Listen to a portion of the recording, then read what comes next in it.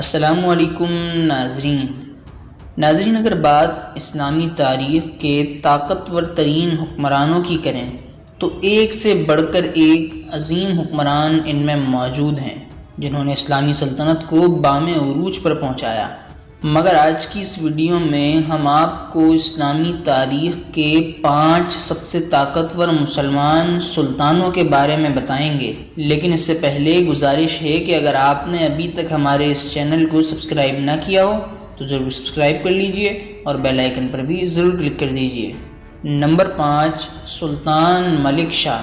ناظرین، یہ سلجوق سلطنت کے تیسرے حکمران تھے۔ جلال الدولہ ملک شاہ المعروف ملک شاہ اول، جو 1072 سے 1092 سن عیسوی تک سلجوقی سلطنت کے حکمران رہے، وہ اپنے والد علیہ السلام کی وفات کے بعد تخت نشین ہوئے۔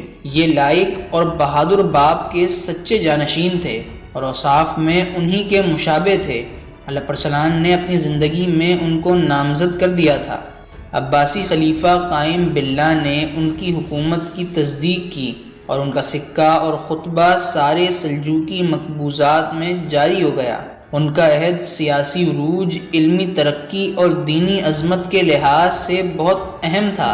ان کے عہد میں نہ صرف پورے دمشق کو سلجوقی حکومت میں شامل کر لیا گیا بلکہ ترکستان کو فتح کر کے خاقان چین سے بھی خراج وصول کیا گیا اور اسلامی جھنڈا ساحل شام تک لہرایا۔ ناظرین، یہ متحد سلجوق سلطنت کے ایک طاقتور ترین سلطان تھے، کیونکہ 1092 سن عیسوی میں ان کے انتقال کے بعد سلجوقی سلطنت کا زوال شروع ہو گیا اور وہ مختلف حصوں میں تقسیم ہو گئی۔ نمبر 4، سلطان نور الدین زنگی۔ ناظرین، یہ وہ سلطان ہیں جن کے بارے میں بعض مورخین نے لکھا ہے کہ خلفائے راشدین اور حضرت عمر بن عبدالعزیز کے بعد سب سے عظیم مسلم حکمران یہی تھے۔ ان کا پورا نام نور الدین ابو القاسم محمود ابن عماد الدین زنگی تھا۔ یہ زنگی سلطنت کے بانی عماد الدین زنگی کے بیٹے تھے جنہوں نے تاریخ میں بڑا نام پیدا کیا۔ نور الدین فروری 1118 سن عیسوی میں پیدا ہوئے اور 1186 سے 1174 سن عیسوی تک یعنی 28 سال حکومت کی۔ انہوں نے مسیحیوں سے بیت المقدس واپس لینے کے لیے پہلے ایک مضبوط حکومت قائم کرنے کی کوشش کی اور اس مقصد کو حاصل کرنے کے لیے گرد و نواح کی چھوٹی چھوٹی مسلمان حکومتوں کو ختم کر کے ان کو اپنی مملکت میں شامل کر لیا اور اپنا دارالحکومت حلب سے دمشق منتقل کر دیا۔ انہوں نے صلیبی ریاست انطاکیہ پر حملہ کر کے کئی قلعوں پر قبضہ کر لیا اور بعد ازاں ریاست ایڈیسا پر مسلمانوں کا قبضہ ختم کرنے کی عیسائیوں کی کوشش کو بھی ناکام بنا دیا۔ دوسری صلیبی جنگ کے دوران دمشق پر قبضہ کرنے کی کوششوں کو بھی سیف الدین غازی اور معین الدین کی مدد سے ناکام بنا دیا اور بیت المقدس سے مسیحیوں کو نکالنے کی راہ ہموار کر دی۔ 564 سن ہجری میں سلطان نور الدین زنگی نے ایک فوج بھیج کر مصر پر قبضہ کر لیا اور فاطمی خلافت کا خاتمہ ہو گیا۔ اس فتح کے بعد سلطان نور الدین زنگی بیت المقدس کو فتح کرنے کی تیاریاں کرنے لگے، لیکن ان کی ان تیاریوں کے دوران ایک دن حشاشین نے عیسائیوں کے کہنے پر ان کے کھانے میں زہر ملا دیا، جس سے سلطان کی موت واقع ہو گئی اور مسلمان ایک عظیم سلطان سے محروم ہو گئے۔ نمبر 3، سلطان محمود غزنوی۔ ناظرین، محمود غزنوی کا کردار تاریخ میں متنازع ہی صحیح لیکن بہرحال ایک طاقتور کردار ہے۔ سلطان محمود، جنہیں اسلامی تاریخ کے چند عظیم ترین جرنیلوں میں شامل کیا جاتا ہے، ان کی فوج کم و بیش 1 لاکھ تھی اور فوج میں عرب، غوری، سلجوق، افغان، مغل کے علاوہ 10 سے 15 ہزار ہندو سپاہی بھی شامل تھے۔ ہندوستان سے جتنے بھی فوجی بھرتی کیے جاتے تھے وہ بیشتر ہندو ہوتے تھے۔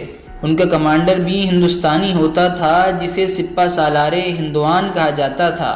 عباسی خلیفہ نے 999 سن عیسوی میں سلطان محمود کو یمین الدولہ کا خطاب دیا جس کی مناسبت سے سلطان محمود کے خاندان کی حکومت کو یمینی سلطنت بھی کہا جاتا ہے۔ ناظرین، محمود غزنوی ہی وہ پہلے مسلمان حکمران تھے جنہوں نے سلطان کا لقب اختیار کیا۔ سلطان محمود غزنوی کی سب سے بڑی وجہ شہرت ہندوستان پر 17 حملے ہیں، اور ان حملوں میں سب سے مشہور ان کا سب سے آخری حملہ تھا، کیونکہ اس جنگ میں ہندوستان کے طول و عرض سے ہندو راجے اپنی اپنی فوج کے ساتھ میدان جنگ میں موجود تھے۔ جنگ کا آغاز ہوا اور خونریز مارکے کے بعد سلطان محمود غزنوی فتح یاب ہوئے۔ اس جنگ کے بعد وہ بیمار ہو گئے اور بالآخر 30 اپریل 1030 سن عیسوی کو اپنے خالق حقیقی سے جا ملے۔ نمبر 2، سلطان صلاح الدین ایوبی۔ ناظرین، فاتح بیت المقدس الناصر صلاح الدین یوسف بن ایوب، جنہیں عام طور پر صلاح الدین ایوبی کہا جاتا ہے، یہ ایوبی سلطنت کے بانی اور تاریخ اسلام کے ایک عظیم سلطان تھے۔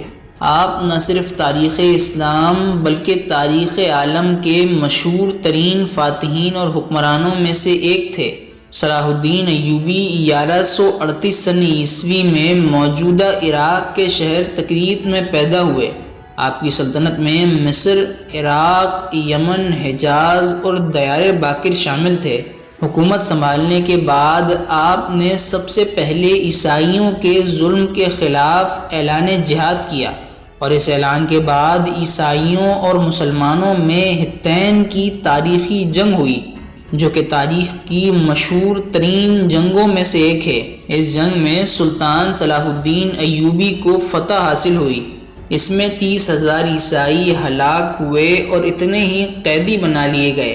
کمانڈر رینالڈ گرفتار ہوا اور سلطان نے اپنے ہاتھ سے اس کا سر قلم کیا۔ ناظرین، دراصل رینالڈ نبی صلی اللہ علیہ وسلم کی شان میں برملا طور پر گستاخیاں کیا کرتا تھا۔ یہی وجہ ہے کہ سلطان ایوبی نے اسے اس انجام سے دوچار کیا۔ 1187 سن عیسوی میں آپ نے بیت المقدس کو فتح کیا، اور 589 سن ہجری میں صلاح الدین ایوبی انتقال کر گئے۔ انہیں شام کے موجودہ دارالحکومت دمشق کی مسجد امیہ کے نواح میں سپرد خاک کیا گیا۔ مورخ ابن خلکان کے مطابق ان کی موت کا دن اتنا تکلیف دہ دن تھا کہ ایسا تکلیف دہ دن اسلام اور مسلمانوں پر خلفائے راشدین کی موت کے بعد کبھی نہیں آیا۔ نمبر 1، سلطان سلیمان عالی شان۔ ناظرین، سلطان سلیمان، جنہیں سلیمان القانونی بھی کہا جاتا ہے، وہ سلطنت عثمانیہ کے 10ویں اور ایک طاقتور ترین ترک سلطان تھے۔ وہ نہ صرف عثمانی تاریخ بلکہ تاریخ اسلام کے سب سے طاقتور ترین سلطان تھے۔ ان کے دور میں سلطنت عثمانیہ سے زیادہ طاقتور سلطنت پوری دنیا میں کوئی نہیں تھی۔ انہوں نے ہنگری، طرابلس اور عراق کو فتح کرنے کے ساتھ ساتھ بحیرہ روم، میڈیٹرینین سی کے کئی جزیروں کو بھی فتح کر لیا۔ ان کا دور سلطنت عثمانیہ کے عروج اور ترقی کا دور تھا، جو کہ 16ویں صدی میں ان کی وفات کے ساتھ ہی ختم ہو گیا، اور ان کے بعد آنے والے سلاطین سلطنت کے کئی حصے دشمنوں کے ہاتھوں گنوا بیٹھے۔ ناظرین، اسی کے ساتھ ہماری اس ویڈیو کا اختتام ہوتا ہے۔ ویڈیو کیسی لگی کمنٹ کر کے ضرور بتائیے گا۔ ویڈیو کو لائک اور چینل کو سبسکرائب کر لیجئے۔ اگلی ویڈیو میں ملاقات ہوگی، تب تک کے لیے اجازت دیجیے۔ اللہ حافظ۔